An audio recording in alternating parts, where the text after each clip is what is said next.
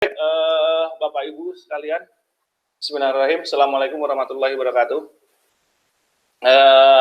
Pada siang hari ini kita akan menguji skripsi dari Saudara Khairul Umam dengan judul implementasi mesolving pada autonomous hexapod robot berbasis titik-titik. Wes. Itu baik Mas Umam, kamu presentasi 10 menit. Kemudian setelah itu kita lakukan tanya jawab. Gitu ya. Baik, waktu dan tempat saya persilakan. Nanti sambil menunggu Pak Haryanto dan Pak Ubed. Oke, silakan. Baik, Pak. Assalamualaikum warahmatullahi wabarakatuh. Pertama-tama terima kasih kepada Bapak Ulum dan Bapak Haryanto selaku dosen pembimbing. Kemudian terima kasih juga kepada Bu Diana, Pak Bombom, dan Pak Ubed selaku dosen penguji yang berkenan mengikuti sidang saya hari ini. Pada kesempatan kali ini saya akan menjelaskan skripsi saya yang berjudul implementasi mesolving pada autonomous hexapod robot berbasis STM32F4. Nah, kenapa saya ngambil judul ini? Karena belakangan perkembangan teknologi ini di akhir-akhir ini semakin cepat. Tentunya khususnya di bidang kecerdasan buatan, IoT, machine learning, deep learning, dan lain semacamnya. Nah, untuk kasusnya di sini saya mengambil autonomous hexapod robot, yang mana yang akan diuji yaitu kecerdasan buatan yang akan diaplikasikan pada autonomous hexapod robot ini, yaitu berupa kemampuan robot mencari jalur cepat untuk kembali ke titik awal pada lintasan yang berbentuk labirin. Nah, untuk batasan yang dilakukan pada skripsi ini, robot yang digunakan berupa hexapod robot, karena dari beberapa jenis hexapod lain, beberapa robot berkaki lainnya, hexapod ini memiliki kelebihan lebih stabil. Kemudian penentuan jalur tercepat kembali ke titik awal pada lintasan bercabang yang dilalui autonomous hexapod robot. Jadi fokusnya penelitian di sini menerapkan algoritma mesolving untuk mengetahui tingkat efisiensi ketika diterapkan pada autonomous hexapod robot, apakah robot ini bisa menyelesaikan misi dengan baik ketika menggunakan algoritma ini. Kemudian lintasan pengujian menggunakan labirin dengan sudut persimpangan 90 derajat. Nah, untuk lapangan pengujiannya menggunakan labirin persimpangan 90 derajat. Nah, ini desain untuk autonomous hexapod robot yang saya gunakan. Yang pertama, untuk kontrolernya saya menggunakan microcontroller STM32F4, ada LCD, baterai LiPo, IR Proximity GP2YA41SK0F yang berfungsi sebagai sensor jarak. Kemudian untuk rod aktuatornya saya menggunakan servo dynamic cell AX12A. Kemudian ada sensor fotodioda yang dimana difungsikan untuk mendeteksi atau mengenali dia berada di posisi titik start dan posisi titik finish. Kemudian diagram rangkaian pada autonomous hexapod robot yang sudah dijelaskan tadi di desain mekaniknya seperti ini, ada regulator dan semacamnya. Kemudian hasil implementasinya robotnya berupa seperti ini. Pada gambar nomor 1 yaitu sensor proximity, sensor jarak yang digunakan untuk mempermudah dan membantu robot dalam bernavigasi. Kemudian servo dynamic cell AX12A yang digunakan untuk menggerakkan robot. Kemudian sensor fotodioda di sini mendeteksi dia garis titik start atau finish. Nah, kemudian ini coxa femur tibia, ini istilah untuk lengan-lengan robot. Kemudian ada microcontroller STM32F4, baterai LiPo, saklar on-off robot, ada di nomor 3, kemudian kabel servo dynamic cell. Nah, untuk metodenya sendiri, sini kenapa saya meneliti tentang ini, karena perkembangan kecerdasan buatan di akhir-akhir ini sangat familiar atau populer di kalangan teknologi. Kemudian kenapa diterapkan pada autonomous hexagon robot ini? Mungkin mesh solving di sini sudah banyak diteliti sebelumnya, tapi untuk autonomous hexapod atau hexapod sendiri belum ada yang meneliti tentang penerapan mesh solving di sini. Kemudian yang diharapkan ketika algoritma ini diterapkan di autonomous hexapod robot, keandalan sistem yang dimiliki robot ini ketika menerapkan mesh solving ini seperti apa. Nah, di sini ada diagram flowchart untuk algoritma mesh solving sendiri. Yang pertama, robot akan berjalan mengecek jalan atau simpangan. Nah, jika ada simpangan, maka diseleksi lagi simpangannya berbentuk seperti apa. Apakah simpangannya di depan itu buntu, atau samping kanan buntu, atau samping kiri buntu.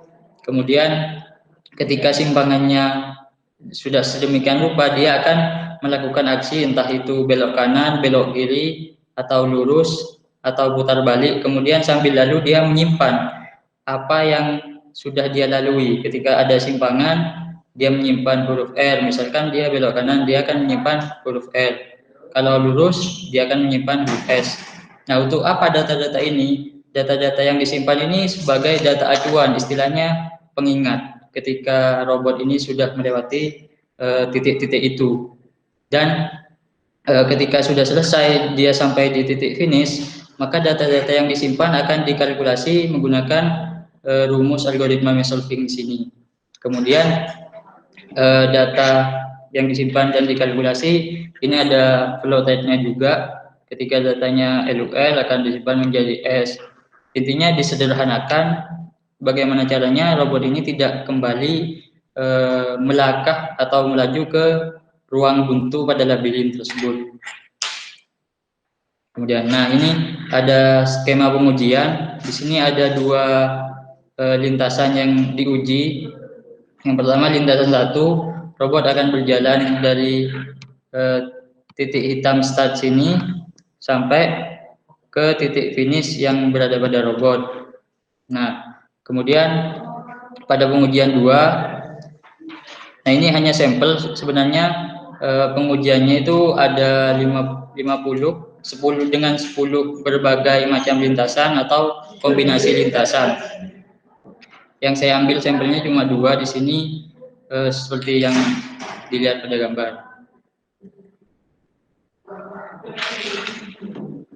Nah, kemudian ini video uji cobanya.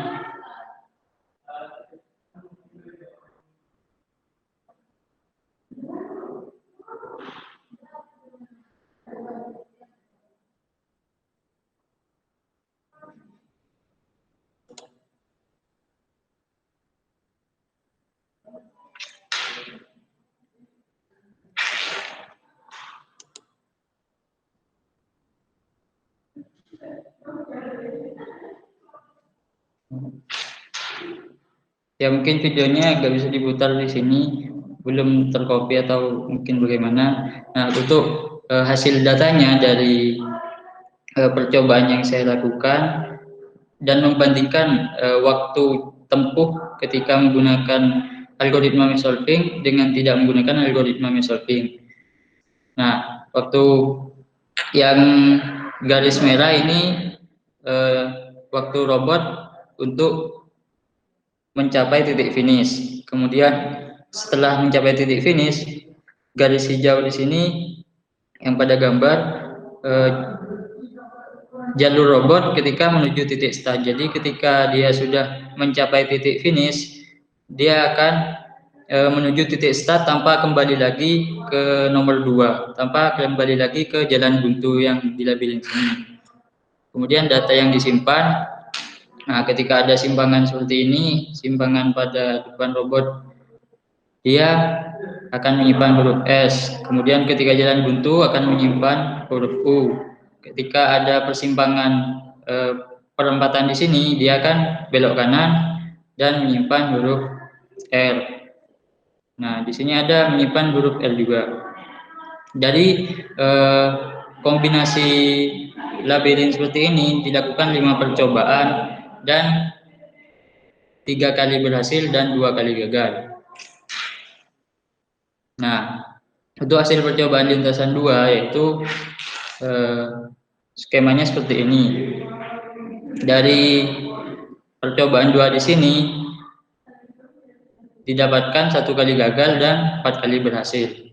Dan waktu yang ditempuh, perbedaan waktu yang ditempuh ketika menggunakan metode algoritma mesh solving dan tidak menggunakan algoritma mesh solving sekitar 0,2 detik, 2 menit.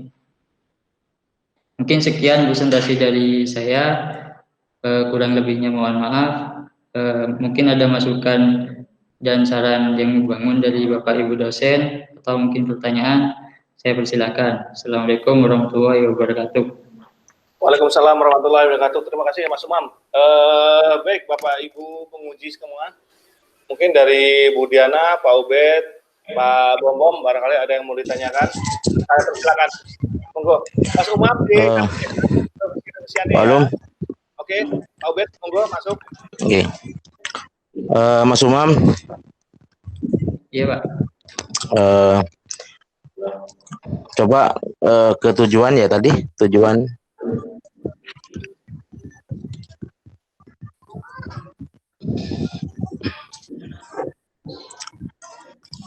Sini tidak ada ya tujuan ya?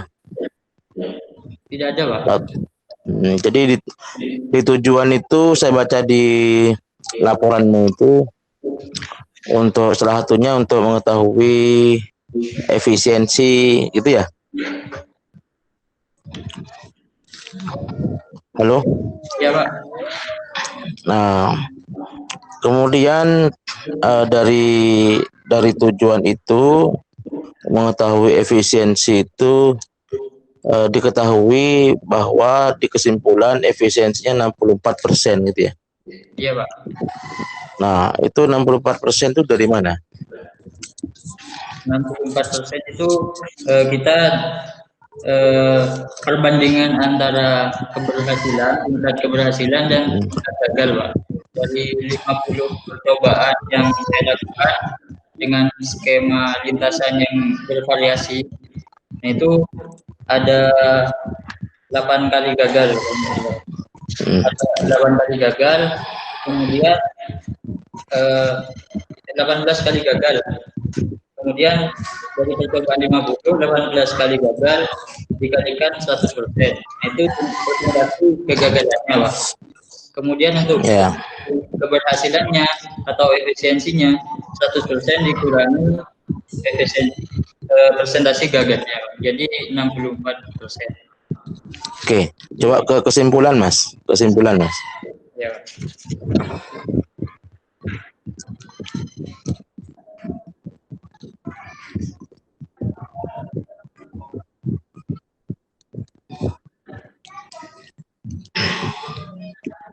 Halo, mana? Iya, Pak.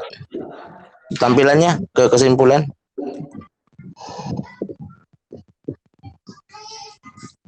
Oh, nggak ada kesimpulan juga.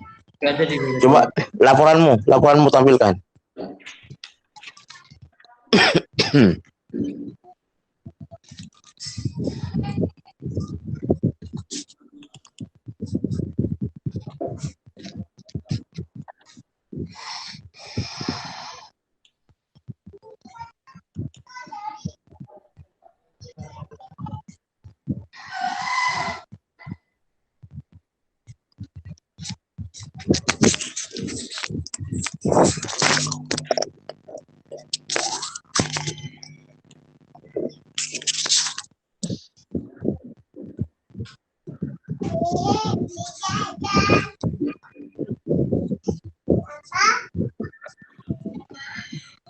Halo, sudah belum? Iya, Pak. Cara share laporan ini gimana? Pak, cara share laporan. Kalau misalnya ini mau di-share ke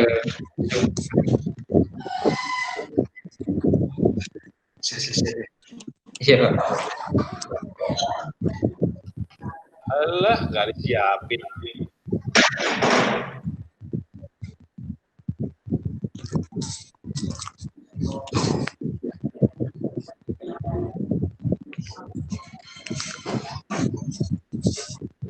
Maaf Pak, masih tunggu Pak admin Pak.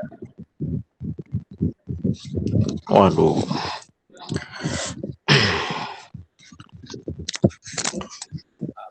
Iya.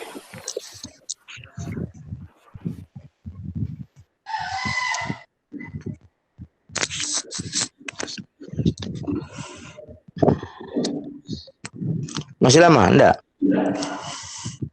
Masih keluar Bapak adminnya Pak. Wes gini aja. Jadi saya baca di laporanmu itu di kesimpulan ya, Iya Pak. kamu menyimpulkan karena sesuai dengan tujuan ya gitu ya, tentang terkait efisiensi 64%. Kemudian di situ kamu menyebutkan faktor-faktor yang mempengaruhi tingkat efisiensi atau tingkat keberhasilan dan kegagalan itu adalah salah satunya adalah percabangan-percabangan itu ya. Iya Pak. Ya enggak.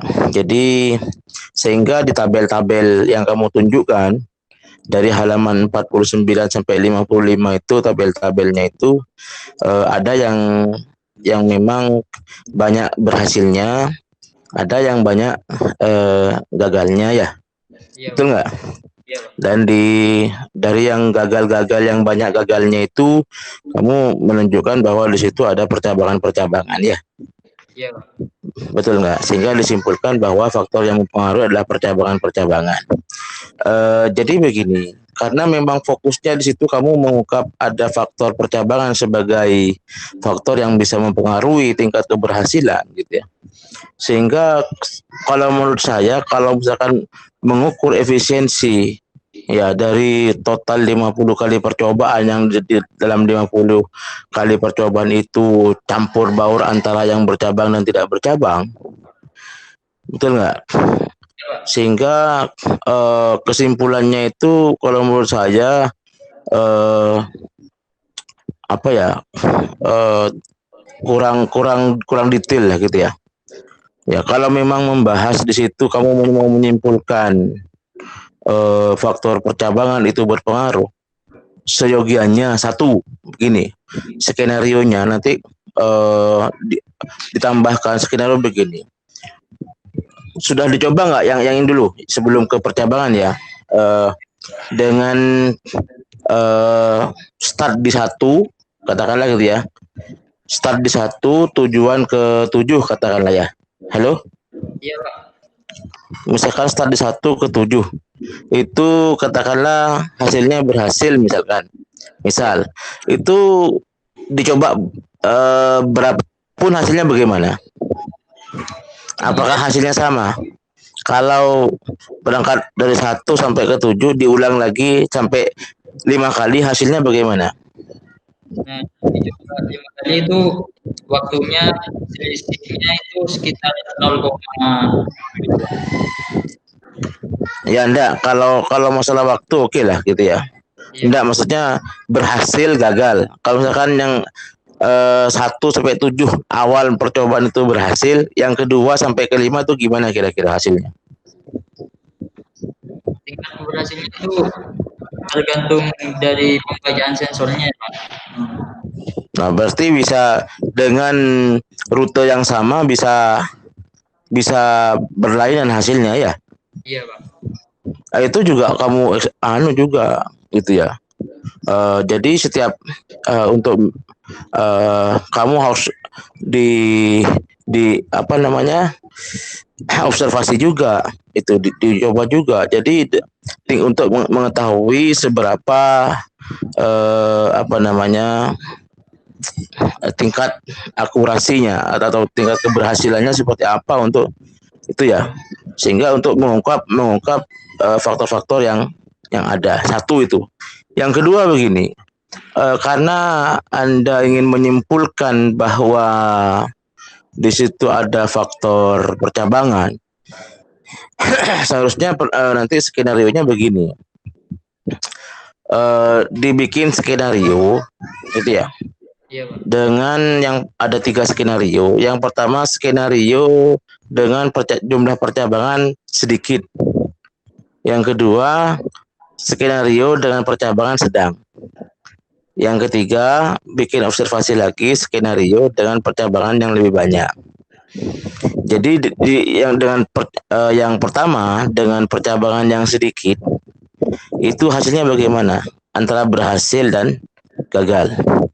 Itu kamu rekam. Yang kedua, dengan tingkat percabangan, jumlah percabangan yang sedang, kamu tentukan sedang itu berapa. Katakanlah nanti konsultasi ke dosen bimbing gitu ya. Itu berapa angkanya. Kemudian yang ketiga dengan jumlah percabangan yang banyak itu juga berapa. Nah, di situ baru ada hubungan korelasi antara jumlah percabangan dan dengan tingkat keberhasilan. Paham ya? Jadi kalau menurut saya kalau jumlah percobaan total dicoba ini coba satu, semua ada yang 10 berhasil dan gagal berapa, itu menurut saya tidak bisa percobaan seperti itu mewakili kesimpulan bahwa faktor yang mempengaruhi itu adalah percabangan. Paham? Iya.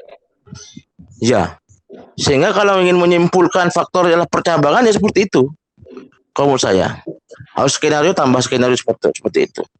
Dan juga di kesimpulan itu kamu juga menyimpulkan apa-apa juga selain percabangan itu. Itu juga cara mengujinya seperti itu. Nah, bagaimana start rute yang sama, start satu, tujuan ke 7 diuji berapa kali, diujikan beberapa kali, hasilnya saja beda. Bagaimana kita menyimpulkan percabangan di situ? Ya nggak maksudnya? Iya Pak, coba. Ya itu penting. Jadi sehingga itu diungkap dulu. Hal-hal yang demikian itu diungkap dulu. Dari rute yang sama tadi itu diungkap dulu. Apa di sini kan begitu. Baru nanti kita bicara percabangan. Ini sedikit revisi dari saya untuk tambahan ya skenario sehingga untuk memperkuat kesimpulan yang kamu buat.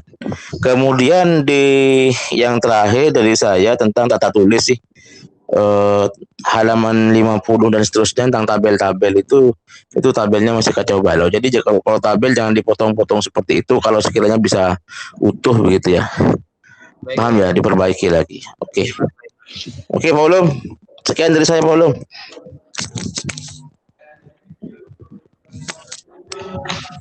Oke, Pak Ubed, makasih Pak Ubed. Mungkin Bu Diana, monggo Bu Diana.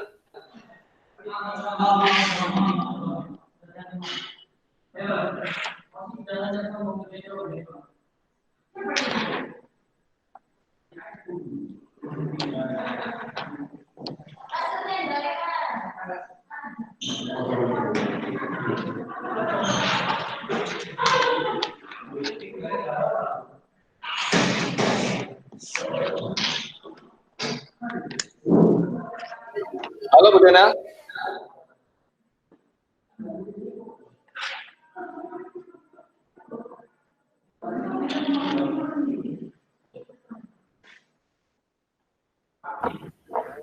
Diana, bisa dengar? Halo, Bu Diana? Bu Diana?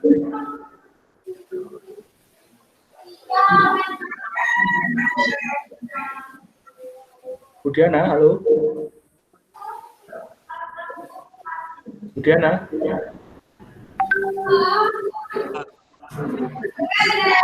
Diana, halo? Wes, Halo, Bu Diana? Pak Bom dulu. Pak Bom dulu nah. Monggo Pak Bom. Dulu ya.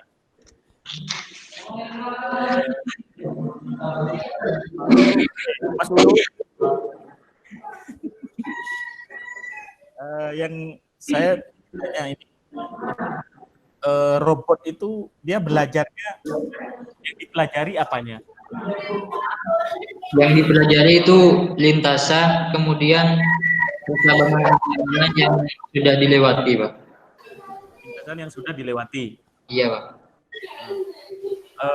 Kemudian itu dia harus kembali ke titik awal.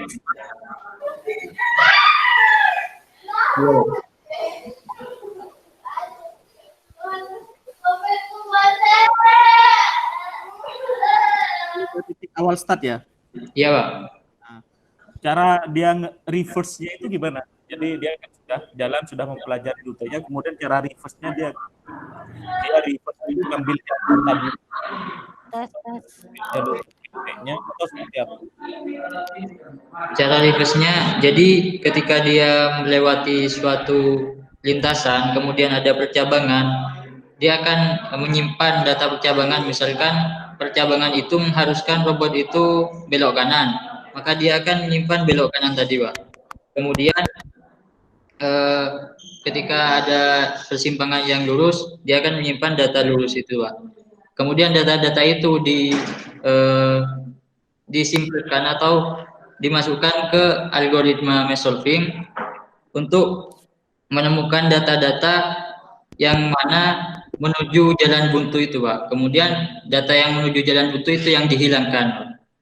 Nah, sehingga yang pada akhirnya setelah dikalkulasi di algoritma mesh solving cuma didapatkan data untuk menuju titik finish. Nah, untuk mereverse-nya, ketika data yang disimpan tadinya belok kanan, nah pas menuju titik start dia harus belok kiri. Kalau lurus tetap lurus, kalau belok kiri dia belok kanan, gitu, Pak. Jadi tinggal nge-reverse jalur yang sudah dibuang jalan buntunya gitu ya? Iya, Pak. Oke, berikutnya, apakah dia saya belum ini lapangannya punyamu itu kayak one way atau one gateway gitu aja atau seperti apa? Kan kayaknya titik A-nya titik startnya kan maksudnya enggak ada jalan lain gitu loh untuk menuju ke sana. Oh, iya, Pak. Untuk jalannya itu memang one way, Pak. Soalnya dia ketika ada jalan lain menuju titik sana, robot ini tidak akan mengeksekusi algoritma mesh solving-nya, Pak. Dia akan langsung menuju titik itu tanpa mempedulikan algoritma mesh solving-nya. Tapi pernah dicoba nggak ada dua jalan gitu untuk kembali, bukan jalan tembus ya, artinya kalau tembus itu kan dia muter. Iya, Pak. Tapi ini ada dua jalan untuk dia kembali ke titik start tadi. Pernah dicoba? Belum, Pak. Terkendala kondisi ruangan, Pak. Kurang lebar, Pak. Maksud saya saya ingin tahu kalau lapangannya sama seperti itu, dia kan pasti baliknya caranya sama. Iya enggak? Iya, Pak. Ya, karena dia kan sudah menyimpan jalur yang tanpa tanpa jalan buntu itu. Kalau bisa itu Iya, kan pindah sekat-sekatnya aja sebenarnya. Nah, saya pengen coba buat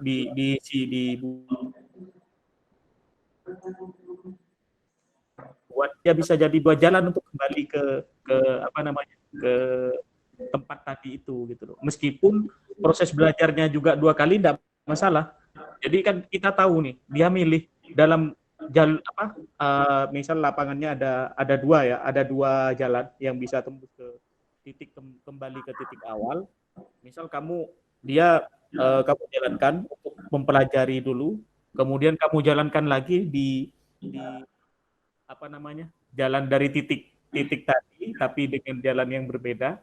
Nah, nanti kan bisa ketahuan tuh dia baliknya lewat jalur yang mana seperti itu. Kemudian dicoba lagi apakah masih sama jalur baliknya seperti itu. Bisa enggak? Iya, Pak. Mungkin itu aja dari saya ingin tahu artinya dia benar-benar kalau seperti itu kan benar-benar cerdas, artinya kalau ini kan cuma dia untuk ini aja jalan buntu saja gitu. Tapi kalau ada dua titik seperti itu kan bisa nggak mesh solver ini belajar dengan dua titik seperti itu? Memungkinkan nggak? Iya, Pak. Nanti dicoba, Pak. Oke, itu aja dari saya. Oke, makasih Mas Pak Bobo. Monggo Bu Diana. Halo? Masuk? Suara saya masuk? Ya, ya, masuk. Oh ya, makasih.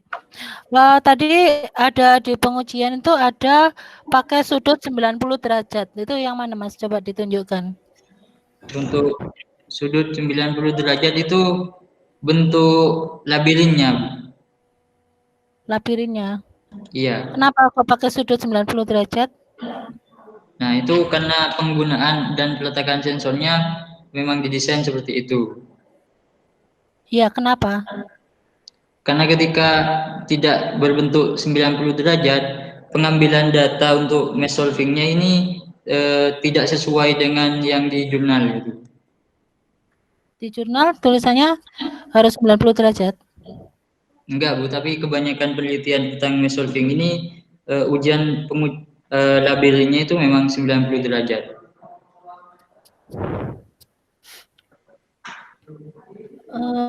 Terus tadi kan ada percobaan, berapa kali percobaanmu Mas? 50 kali. 50 kali. Tadi kok yang dituliskan kok hanya 5 ya? 5 ada 3 kali gagal, 2 kali berhasil atau kebalik ya? 2 kali gagal, 3 kali berhasil ya? Iya, Bu, yang saya tampilkan cuma beberapa saja. Itu ditampilkan di PPT, Bu. Untuk pengujian di laporan ada 50 kali percobaan. Dengan gitu. perbedaan jalur labirinnya. Oh ya mestinya enggak gitu ya. Saya lihatnya kan jadi kok tadi bilangnya ada 50 kali percobaan, terus kok ada yang ditampilkan hanya 5 gitu loh. Itu jadi pertanyaan juga jadinya. Iya, Bu. Tapi hasilnya percobaannya 50 kali. Iya, Bu. Berhasilnya berapa kali? Berhasilnya itu 32 kali. Artinya berhasil tuh dia berhasil keluar gitu ya? Berhasil kembali ke titik startnya lagi, Bu. Berhasil kembali ke titik startnya. Hasilnya mesh solving itu apa maksudnya, Mas? Nah, jadi mesh solving itu penyederhanaan dari lintasan. Jadi yang misalkan dia ketika robot ke dari titik start ke titik finish, dia harus melewati jalan-jalan itu. Nah, dengan adanya algoritma mesh solving ini untuk kembali dia tidak perlu melewati jalan-jalan buntu itu lagi. Mana algoritmanya? Perhitungannya mana? Mesh solvingnya? Untuk yang disebut mesh solving itu yang mana? Untuk mesh solving ini algoritma penyederhanaan saja sih. Penyederhanaan dari data-data yang disimpan oleh robot merupakan data-data simpangan itu tadi. Perhitungannya mana?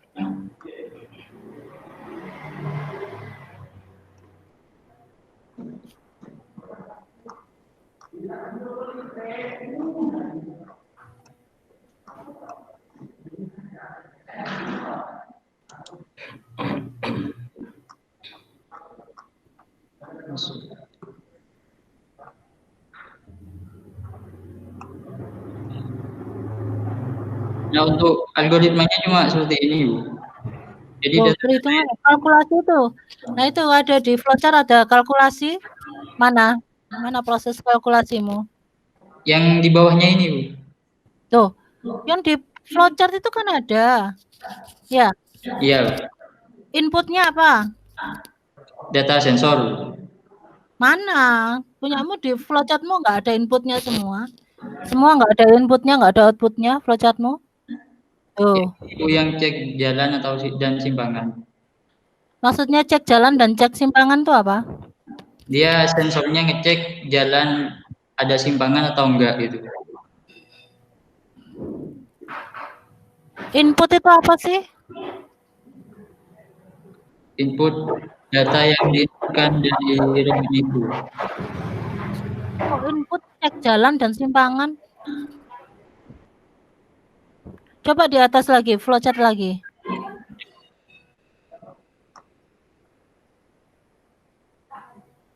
Ini, Bu. Ini apa inputnya? Baca nilai sensor. Loh, itu apa? Kotak itu apa input itu? Oh iya, salah, maaf Bu. Proses Bu. Proses terus ke bawah. Berarti ini inputnya apa? Nilai sensor. Nilai sensor. Outputnya? Outputnya pergerakan servo atau eksekusi dari robotnya itu, langkah serong kanan atau maju gitu. Itu apa servo dah? Servo berarti posisinya. Iya, untuk aksi dari robotnya itu outputnya. Itu kurang ya, kurang outputnya ya. Terus ke bawah. Nah, ini inputnya apa? Simpangan. Ada simpangan apa enggak? Yang ini akhir itu apa akhir itu? Akhir. Jika ada akhir simpangan intinya titik finish gitu. Posisi berarti. Posisi finish. Terus kalkulasi data tersimpan. Kalkulasi data tersimpan ada flowchartnya sendiri yang ini Bu, kalkulasinya. Nah, itu mana hitungannya? Di bab 4 mana itu? Untuk algoritma mesh solving ini saya nggak pakai hitungan Bu, cuma penyederhanaan datanya ini aja Bu. Tuh, kalau pakai hitungan berarti kamu surapan. Perhitungannya saya di metode inverse kinematiknya untuk pergerakan robotnya. Nah, terus mesh solvingnya gimana? Kumbahan tolong diisi lagi ya. Iya, apa lupa kemarin? Coba di teorimu gimana teorinya? Mesh solving.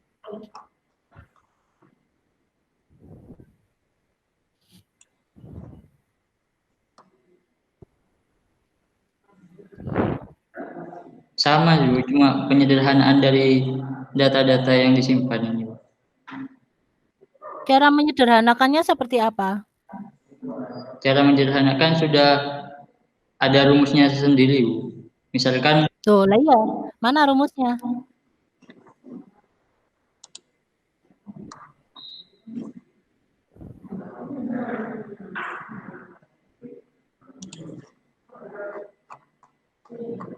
nah rumusnya ini Bu, misalkan datanya LUL dia disederhanakan menjadi S. Misalkan LUR disederhanakan menjadi U. Teorinya mana? Di jurnal. Apa itu LUL itu? LUR itu apa? Nah, untuk L ini pengkondisian atau mewakili ketika dia robot ini belok kiri atau left. Untuk U dia mewakili robot ketika putar balik. Dan untuk R dia mewakili robot ketika belok kanan. Itu di teori di atas ada tak? Di flowchart ini Bu. Ketika belok kanan dia simpan data R pada memori. Di teori di atas di bab 2? Belum saya masukkan. Coba yang mesh solving lagi teorinya.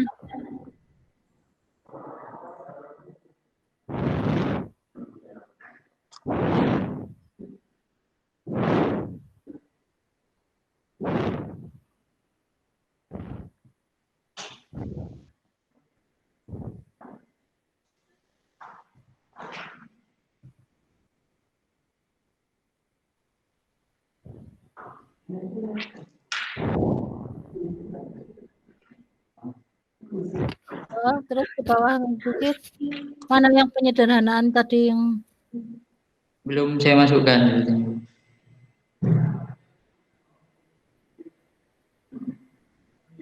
coba ke bawah lagi.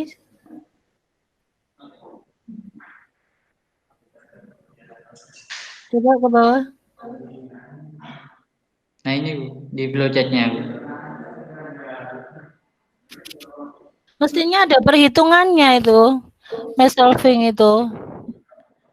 Perhitungan matematisnya ada, enggak hanya kayak gitu. Bagaimana dia menentukan kok bisa ketemu disederhanakan seperti itu, ada perhitungannya. Ya, itu ya ditambahkan ya. Ya, saya coba cari dulu. Tuh, di buku ada, jangan hanya jurnal. Referensimu di buku teori ada itu. Ya, Bu. Terus yang inverse kinematik mana teorinya? Ini, Bu. Coba ke bawah. Itu ada hitungannya di bab 4. Untuk inverse kinematiknya tidak dibahas di bab 4, Bu. Soalnya fokus pembahasannya pada mesh solvingnya. Loh, katanya tadi saya tanya perhitungan mesh solving, kamu bilang perhitungannya ada di inverse kinematik. Sekarang saya tanya inverse kinematik, kamu bilang perhitungannya di mesh solving. Piye toh maksudmu? Ya, maksud saya perhitungannya diterapkan di robotnya itu, Bu, langsung. Loh, lah ya mestinya ada pembuktian perhitungan secara matematisnya supaya saya tidak menganggap kamu ini sulap itu. Berarti dimasukkan di pembahasan juga gitu. Bagaimana saya bisa percaya kalau perhitunganmu itu benar? Bagaimana saya bisa percaya kalau programmu benar? Kalau kamu nggak bisa membuktikan bahwa di hitungannya ada gitu, ada perhitungannya, harus dibuktikan dulu, baru kamu bikin itu programnya. Kalau gini kan sepertinya hanya coba-coba aja ini programnya. Program itu kan berdasarkan teori, Mas. Jadi nilai apa matematisnya, rumusnya seperti apa, teorinya seperti apa, baru diterapkan di program seperti itu. Jadi nggak moro-moro ada programnya. Kalau kayak gitu kan sampai programnya kayak copy paste aja, nemu gitu terus dipasang cocok sudah kan seperti itu. Nah, iya ini loh ada kayak gini kan mestinya kan ada aplikasinya ya Pak Bomem ya. Ya, orang kan baca itu kan nggak baca source code programnya. Jadi kalau orang mau meneliti lagi tentang robot ini kan cukup baca laporanmu gitu loh. Jadi nggak perlu karena nggak semua orang ngerti source code. Jadi kalau ditaruh di laporan itu kan orang awam baca pun dia paham dasar-dasarnya ini. Jadi nggak moro-moro langsung muncul source code program gitu. Oh iya Pak, nanti saya masukkan di pembahasan. Ya, ini nggak ada ya ini ya. Ini jadi rumusmu ini hanya pajangan aja ya. Sebagainya untuk dasar saya ngerjakan programnya juga, tapi belum dimasukkan di pembahasan. Iya, mestinya ada perhitungannya di situ. Terus servo, coba servo. Soalnya kamu ini teknik elektro, Mas, bukan sastra elektro ya. Iya.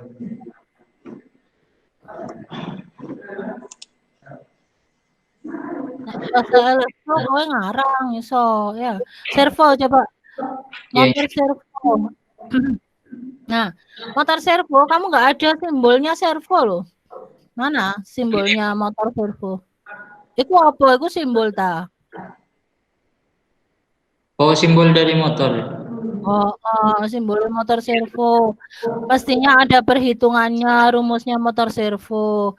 Terus pada saat kamu kalibrasi itu ada perhitungannya. Motor servonya.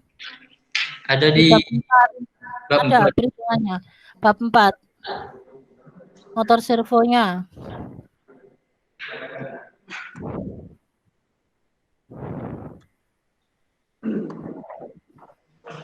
Kamu buka buku mesin listrik itu ada motor listrik, motor servo. Nah, itu diambil di situ teorinya, kemudian kamu lakukan perhitungan ditaruh di bab 4 gitu Mas ya.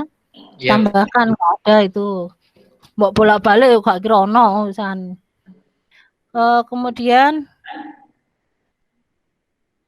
Oke, sudah itu aja saya. Itu ya beberapa poin itu ya, dicatat ya. Terima kasih Bu. Oke. Sudah Pak Ulum.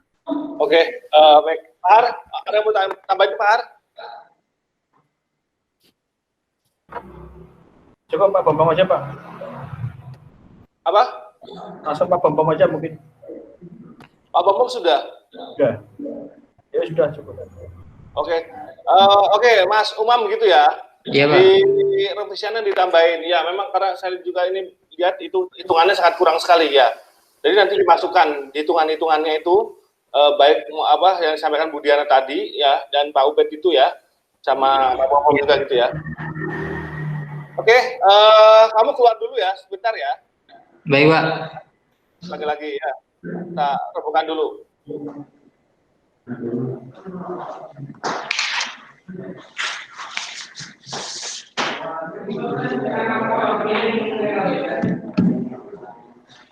Oke.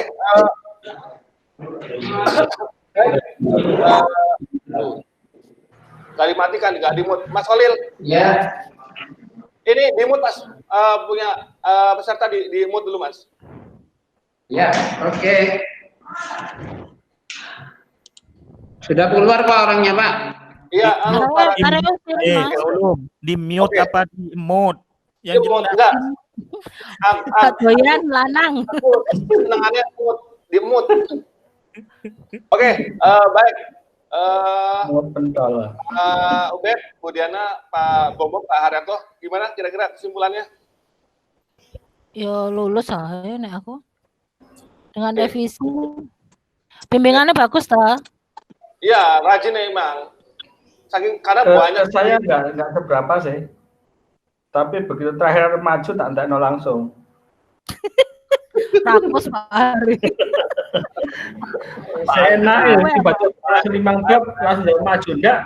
Tak tunggu dulu. Harusnya itu sudah ikut gelombang pertama kemarin Bu, tapi saya cegat. Saya akan sampai akhirnya baru saya izinkan kemarin baru saja.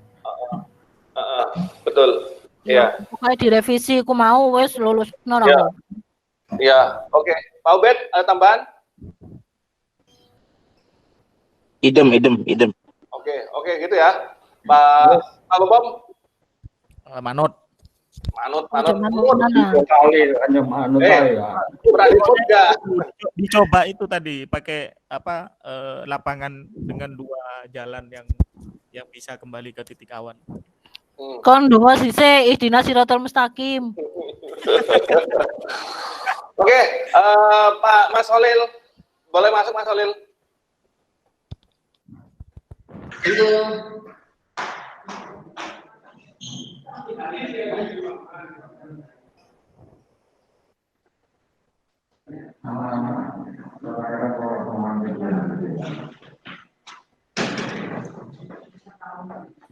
Oke Pak. Oke, Mas Umam, Iya, Pak. dari hasil kami kita diskusi, ya kan? Iya, Pak. Ya, sangat mengecewakan sekali kamu, ya. Hasilnya sangat mengecewakan.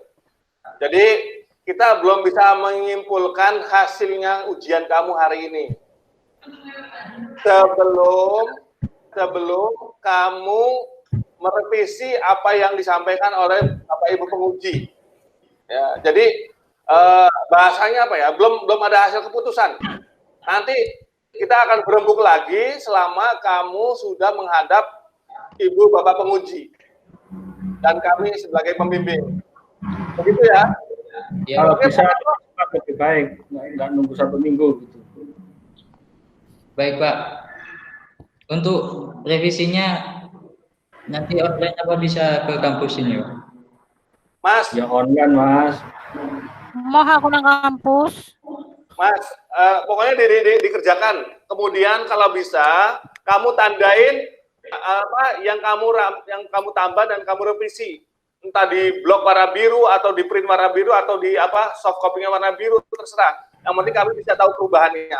Paham ya? Kita Iya, tunggu 1 minggu ya. Oke? Iya, Pak. Maksimal, Ya. itu maksimal Pak. Ya, maksimal. Oh, iya, pokoknya 1 minggu nggak ya apa ujian ulang gitu ya. Yes, Paham ya? saya usahakan, Pak. Oke, siap, Mas Umam. Terima kasih, Bapak Ibu Bapak penguji semuanya. Mas Umam, terima kasih. Sukses selalu.